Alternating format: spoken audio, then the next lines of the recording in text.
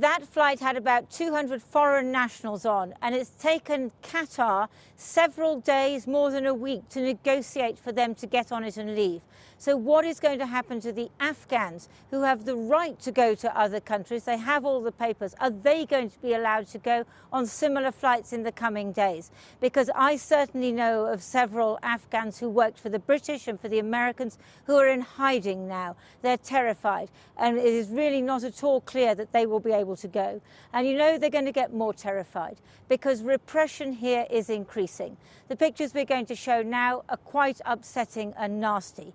These are two journalists, local journalists from Etilat Roz. It's an online media organization. They were beaten and whipped by the Taliban yesterday for covering a small protest.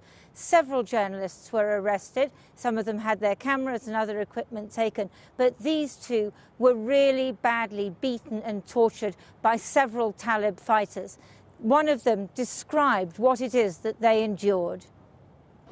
نزدیک به 10 دقیقه می رقم 7-8 نفر به جان ما تا که زور داشتن میزدن. این با آخرین زور خود چوبر بالا میکرد میزد به جان. بعد از اینکه بسیار ما را زدن دیدم که از حال رفتیم و یعنی ما کاملا بی‌حال شدیم. ما را از اینجا بالا کردن بردن که زندانی کنن. یا که سلولا به اونجا یک چند نفر دیگه برد.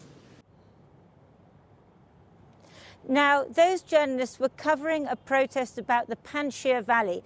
That was a small pocket of resistance that the Taliban crushed on Monday. Now, the Panjshir Valley, that's the homeland of a very legendary commander in Afghanistan, Ahmed Shah Massoud. He never gave in to the Taliban. He also fought the Soviets. And 20 years ago today, he was murdered by an al-Qaeda death squad, a suicide squad. Note the date. 2 days before 9/11. Now, every year he is commemorated. You would expect people to come out on the 20th anniversary to mark the anniversary of his death. Not today. We found just 2 images of Ahmed Shah Massoud in Kabul today. The Taliban have erased the rest. Their security forces were on alert, ensuring that no one came out to mourn the anniversary of his murder. This week, the Taliban defeated the militia commanded by his son in the Panjshir Valley north of Kabul.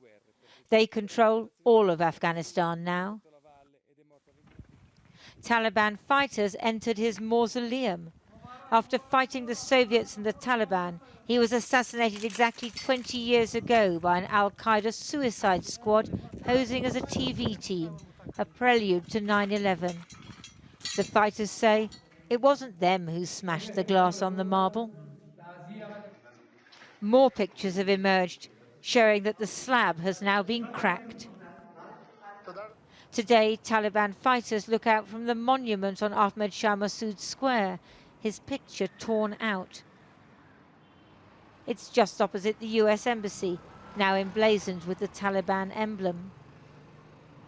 In recent years, on the anniversary of the murder of Ahmed Shah Massoud, Afghanistan's leaders would come here and lay flowers in the place named in his honor. He was regarded as a national hero. How different it is today. New heroes. The late Mullah Omar, co-founder of the Taliban, and Jalaluddin Haqqani, founder of the Haqqani Network, both designated as terror groups. و الى حال اینها همون کسایی بودن که به اصطلاح مسیر افغانستان را بروی راست و از مطابق شریعت سوق دادن. طبعا برای گروه مجاهدین اینا قهرمانان هستند. برای ما قهرمان هستند. The Taliban is painting out the history it rejects and substituting its own version, whether Afghans like it or not. Lindsay Hilson in Kabul. Well, a short time ago, I spoke to Ahmed Shah Massoud's brother, Ahmed Wali Massoud, and I asked him if he could take me back to that day 20 years ago when his brother was assassinated. I mean, I've never been shocked like that before in my life. That was the bleakest day, the bleakest moments I've ever had in my life.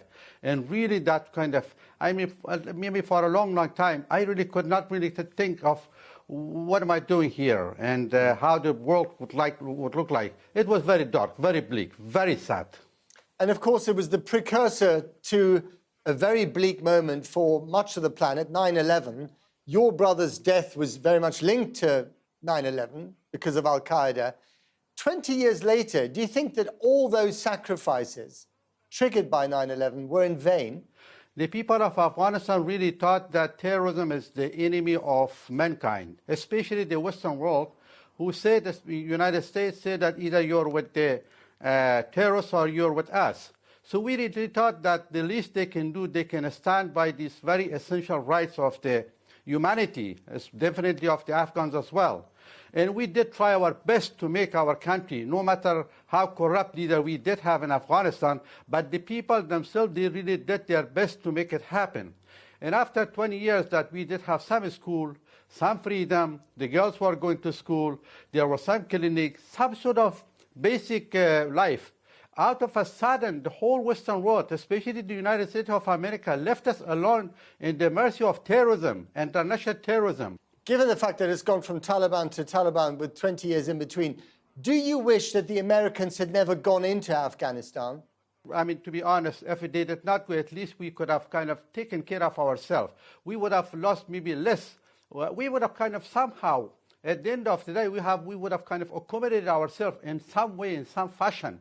But not to be shocked, not to be betrayed by a superpower, not to be betrayed by a civilization who really thought that the very big thing was to democracy, election, rights, media, and freedom of press, and all of that. And all of them were blown up. So that's why it's really kind of, if they did not go, as I mentioned, that maybe we could have managed somehow. But as they left the whole thing, 20 years of the effort that we did, and what happened to my slain brother who left, who really fought terrorism? What happened to the hundreds and thousands of our people who really fought terrorism? Finally and briefly, Wali Massoud, what news of your nephew, the son of Ahmed Shah Massoud, also Ahmed Massoud, who's leading the opposition in the Panjshir Valley, which has now failed?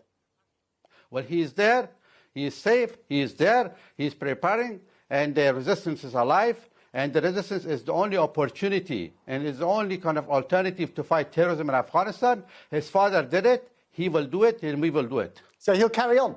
Of course, to fight terrorism. That's our right, because what else can we do?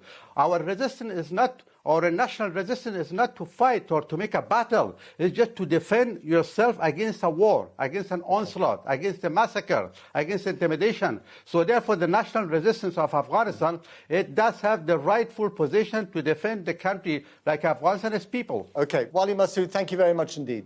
Thank you.